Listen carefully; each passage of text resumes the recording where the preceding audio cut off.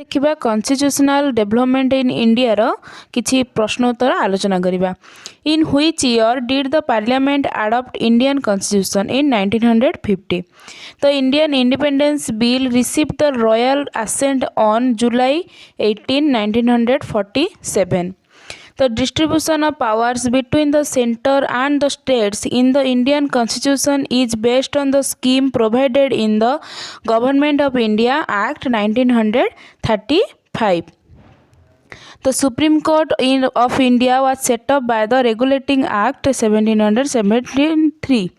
Under the Regulating Act 1773, the Supreme Court of India was set up. The Constitution of India came into force on January 26, 1950. Which was the biggest source for the Constitution of India? The Government of India Act 1935 was the biggest source for Constitution of India. Which act was described by Jawaharlal Nehru as a charter of slavery? Government of India Act 1935. So यहाँ मन रखिए Jawaharlal Nehru charter of slavery government of India act 1935 थिला सेटा ही जोटा कि biggest source थिला constitution of India रो। तो Indian legislature was made bicameral for the first time by the government of India act 1919.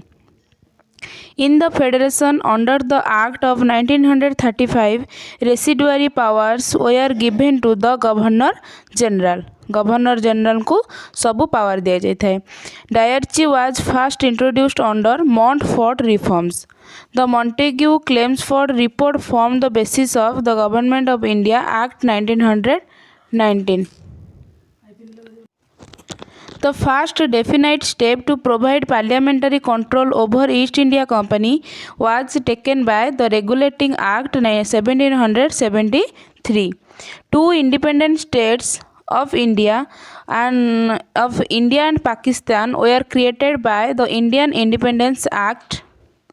Under the Indian Independence Act, with reference to the colonial period of India, the trade monopoly of the East India Company was ended by the Charter Act of 1813. The monopoly of Indian trade of the East India Company was abolished by Charter Act 1813. The Government of India Act 1935 was based on the principle of federation and parliamentary system.